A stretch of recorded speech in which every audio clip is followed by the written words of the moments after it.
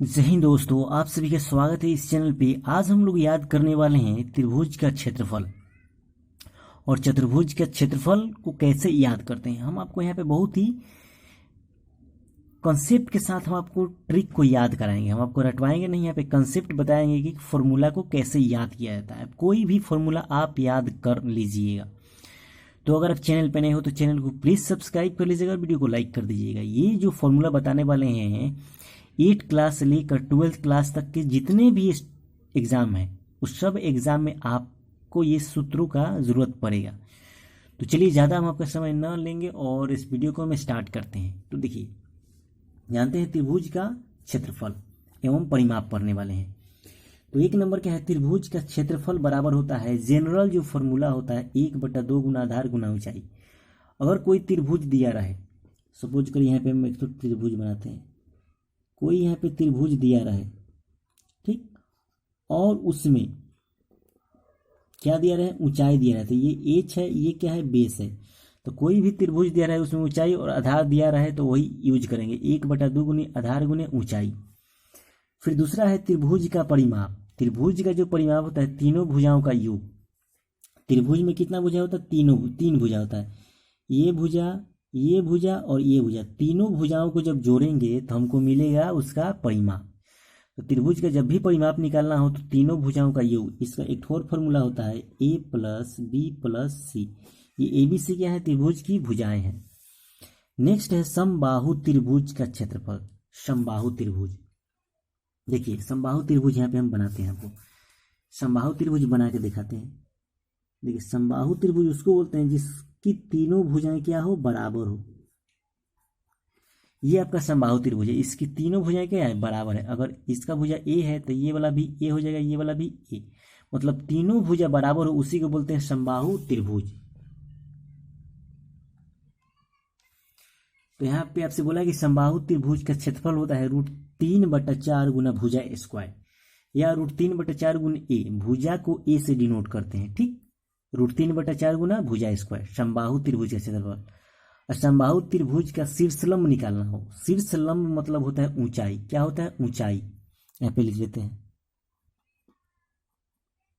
ऊंचाई। तो ऊंचाई निकालना हो तो √3/2 इंटू ए होता है। ये यहाँ पे क्या है, भुजा है।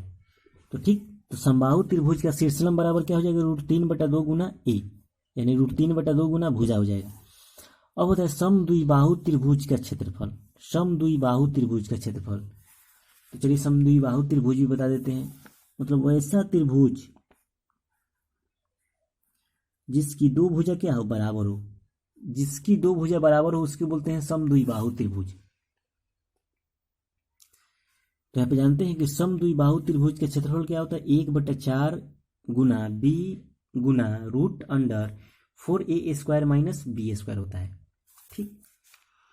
यहाँ पे नोट है, जहां बी त्रिभुज का आधार तथा ए समान भुजाओं में प्रत्येक की लंबाई है, ठीक।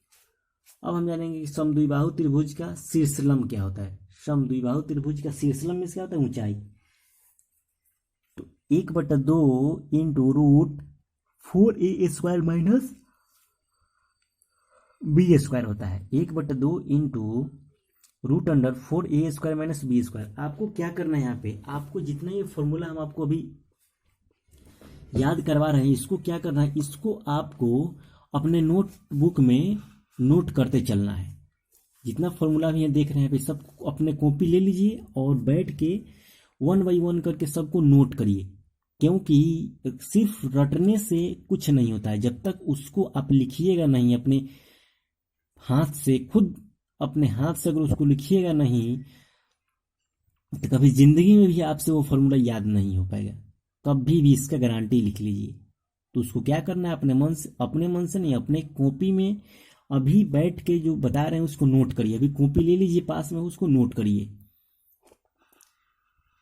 फिर चलिए, समकोण त्रिभुज का क्षेत्रफल क्या होता है, 1/2 गुना समकोण बनाने वाली भुजाओं का गुणनफल। तो समकोण त्रिभुज भी चलिए बता देते हैं।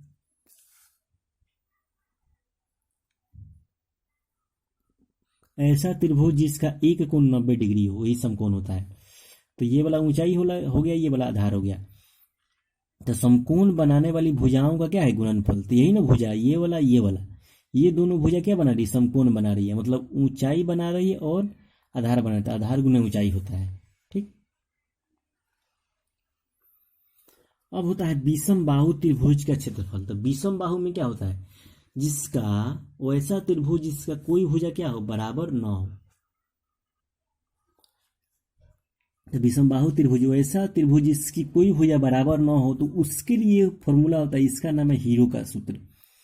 ये वाला फॉर्मूला हीरो का फॉर्मूला बोला जाता है। तो root under S into S minus A S minus B S minus C होता है। ठीक, जहां एस क्या है, त्रिभुज का अर्ध परिमिति है। एस बराबर क्या होता है, ए प्लस बी प्लस सी बटा 2। जब भी एस निकालना हो तो सब भुजाओं को जोड़ के 2 से भाग दे दीजिए, जहां ए बी सी त्रिभुज की क्या है, भुजाएं हैं। चलिए विषम बाहु त्रिभुज हम आपको बना के बता देते हैं। ये त्रिभुज है विषम बाहु त्रिभुज, क्योंकि कोई भुजा क्या है, बराबर नहीं आपस में, ये विषम बाहु त्रिभुज है। ठीक, अब चलिए अब हम याद करेंगे चतुर्भुज का सूत्र और उसका परिमाप। देखिए चतुर्भुजों के क्षेत्रफल एवं उनके परिमाप पढ़ने वाले हैं। तो perimeter and area of quadrilaterals.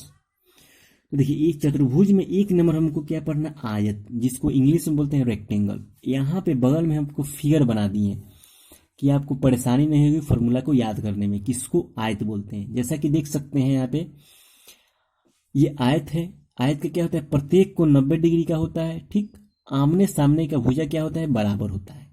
ठीक, अब यहाँ पे कुछ पॉइंट जान लेते हैं आयत के बारे में। तो सम्मुख भुजाएं बराबर एवं समानांतर होती हैं।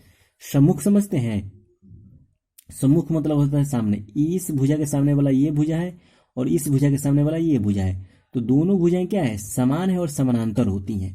ठीक, विकर्णों की लंबाई समान होती है। विकर्ण समझते हैं, चलिए यहाँ पे बता देते हैं। इस पॉइंट से लेकर इस पॉइंट तक ये विकर्ण है, कौन सी है, विकर्ण। और यहां से हम खींचेंगे यहां, तो ये दोनों विकर्ण आपस में क्या होंगी, बराबर होंगी। विकर्ण एक दूसरे को समद्विभाजित करते हैं। एक दूसरे को समद्विभाग मतलब एक दूसरे को क्या करते हैं, बराबर बराबर हिस्सों में काट देते हैं। ठीक, अब चलते हैं कि आयत का क्या होता है, क्षेत्रफल। अब जानते हैं कि आयत का क्षेत्रफल क्या होता है, लंबाई गुना चौड़ाई। लंबाई गुना चौड़ाई, इसको एल इंटू बी बोलते हैं। जैसे यहाँ पे एल है, थोड़ा सा खींच लेते हैं। हाँ, ये वाला एल है, लंबाई है, एल से लिख देते हैं लंबाई। ये वाला क्या है, चौड़ाई। ठीक, लंबाई गुना चौड़ाई क्या होता है, आयत का क्षेत्रफल होता है। इसको शॉर्ट में लिख सकते हैं एल इंटू बी। उसके बाद होता है आयत का परिमाप। आयत का परिमाप क्या होता है, 2 इंटू लंबाई प्लस चौड़ाई। 2 इंटू एल प्लस बी लिख सकते हैं, या 2 इंटू लंबाई प्लस चौड़ाई। नेक्स्ट है आयत की लंबाई बराबर क्या हो जाएगा, क्षेत्रफल बटा चौड़ाई। आयत की चौड़ाई बराबर क्या हो जाएगा, क्षेत्रफल बटा लंबाई। आयत का विकर्ण बराबर क्या हो जाएगा, लंबाई स्क्वायर प्लस चौड़ाई स्क्वायर। आयत का जब ये विकर्ण हमको निकालना हो, बोला ये वाला विकर्ण या ये वाला विकर्ण, कोई भी विकर्ण निकालना हो तो लंबाई स्क्वायर प्लस चौड़ाई स्क्वायर होता है। ठीक, अब जानेंगे हम वर्ग के बारे में। तो हम अब पढ़ने वाले हैं वर्ग, स्क्वायर, जिसको बोलते हैं इंग्लिश में स्क्वायर। तो स्क्वायर के बारे में हम जान लेते हैं कुछ पॉइंट। सबसे पहले यहाँ पे तो फिगर देख लीजिए, स्क्वायर का फिगर। स्क्वायर का फिगर यही होता है कि सब भुजा क्या होता है, सब भुजा आपस में क्या होती हैं, बराबर होती हैं। ठीक, तो कुछ पॉइंट हम जान लेते हैं। चारों भुजाएं आपस में समान होती हैं। ठीक, सम्मुख भुजाएं समानांतर होती हैं। सम्मुख मतलब सामने वाला, इसके सामने वाला ये भुजा, इसके सामने वाला ये भुजा। विकर्णों की लंबाई समान होती है। जो विकर्ण है, विकर्णों की लंबाई क्या होगी, समान होगी। विकर्ण एक दूसरे को लंबवत समद्विभाजित करती हैं। वर्ग के विकर्ण एक दूसरे को क्या करती हैं, लंबवत समद्विभाजित करती हैं। अब मान लीजिए यहाँ पे विकर्ण एक ठो पार देते हैं हम, ये विकर्ण काट दिए, तो आपसे बोला है कि ये जो विकर्ण यहाँ पे काटेगी तो यहाँ पे 90 डिग्री का कोण बनेगा। कितना बनेगा, 90 डिग्री का।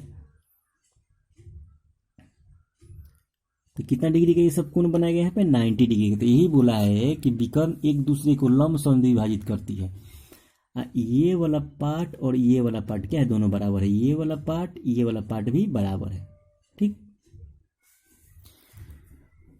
अब नेक्स्ट है वर्ग का क्षेत्रफल क्या होता है, भुजा स्क्वायर, जिसको ए से डिनोट करते हैं, भुजा स्क्वायर। वर्ग का परिमाप क्या होता है, 4 गुना भुजा, ये 4 इंटू ए किसको डिनोट करता है, भुजा को डिनोट करता है। अगर हमको एक भुजा निकालना हो, वर्ग का एक भुजा निकालना हो तो कैसे निकालेंगे, परिमाप बटा 4। अब नेक्स्ट देखते हैं कि वर्ग का विकर्ण बराबर क्या हो जाएगा। तो वर्ग का विकर्ण बराबर हो जाता है √2 इंटू भुजा या √2a। फिर होता है नेक्स्ट, वर्ग का क्षेत्रफल क्या हो जाएगा, 1/2 इंटू विकर्ण स्क्वायर, 1/2 इंटू विकर्ण स्क्वायर या 1/2 भुजा स्क्वायर, सॉरी डी स्क्वायर हो जाएगा, डी सॉरी यहाँ पे डी स्क्वायर। ठीक, अब हम पढ़ने वाले हैं समचतुर्भुज में समानांतर चतुर्भुज। तो अब हम यहाँ पे पढ़ने वाले हैं समानांतर चतुर्भुज, जिसको बोलते हैं पैरेललोग्राम। ठीक, तो इसके कुछ पॉइंट जानते हैं। सबसे पहले तो फिगर देख लीजिए, सबका समानांतर चतुर्भुज है। ठीक, यहाँ पे पॉइंट जान लीजिए, सम्मुख भुजाएं बराबर एवं समानांतर होती हैं। सम्मुख भुजाएं मतलब डीसी भुजा के सामने कौन है, ए बी, तो डीसी समानांतर होगी ए बी के। ठीक, सम्मुख कोण समान होते हैं, सम्मुख समझते हैं, कोण डी के सामने वाला कोण कौन है, कोण बी, और कोण सी के सामने वाला कोण ए है। दोनों ये दोनों कोण आपस में क्या होते हैं, बराबर होते हैं। विकर्ण एक दूसरे को समद्विभाजित करती है।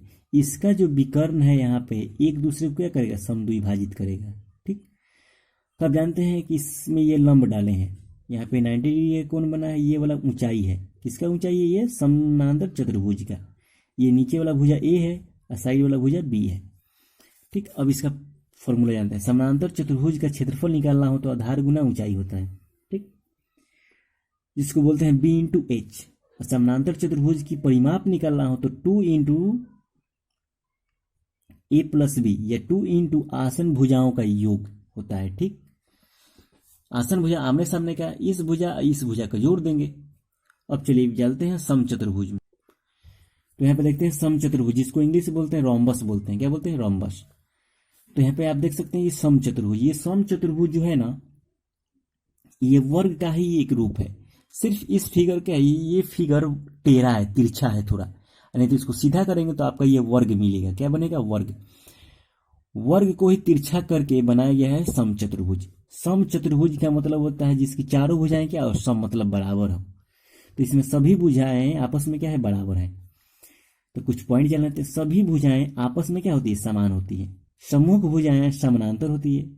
अब विकर्ण एक दूसरे को लंब समद्विभाजित करती हैं। तो यहाँ पे देख सकते हैं कि विकर्ण एक दूसरे को 90 डिग्री पे काटती है। अब जानते हैं कि अगर इसका एक भुजा निकालना हो तो कैसे निकालेंगे। अगर समचतुर्भुज का एक भुजा निकालना हो तो कैसे निकालेंगे, तो 1/2 into √d² d1 square plus d2 square, मतलब पहले विकर्ण का स्क्वायर प्लस दूसरे विकर्ण का स्क्वायर होता है।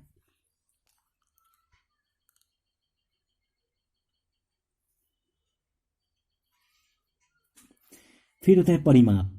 समचतुर्भुज का परिमाप क्या होता है, 4 गुना भुजा या 4 इंटू ए होता है, या 4 into 1/2 √d1 square plus d2 square हो जाएगा। अब चलते हैं कि अगर समचतुर्भुज का क्षेत्रफल निकालना हो तो क्या हो जाएगा, तो 1/2 इंटू d1 इंटू d2 हो जाएगा। मतलब दोनों विकर्णों का गुणनफल को आधा कर देना है तो आपका क्षेत्रफल निकलेगा समचतुर्भुज का। अब लास्ट पढ़ने वाले हैं हम लोग समलंब चतुर्भुज, जिसको बोलते हैं ट्रेपीजियम, ट्रेपीजियम बोलते हैं। तो यहाँ पे देख सकते हैं कि ये समलंब चतुर्भुज है।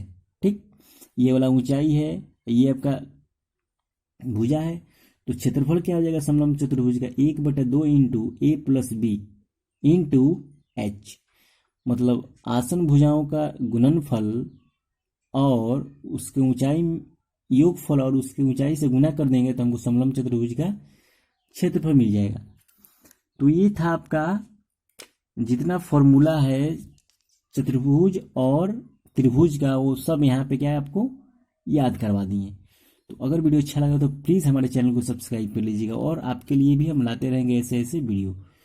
तो मिलते हैं नेक्स्ट वीडियो में, तब तक के लिए जय हिंद जय भारत।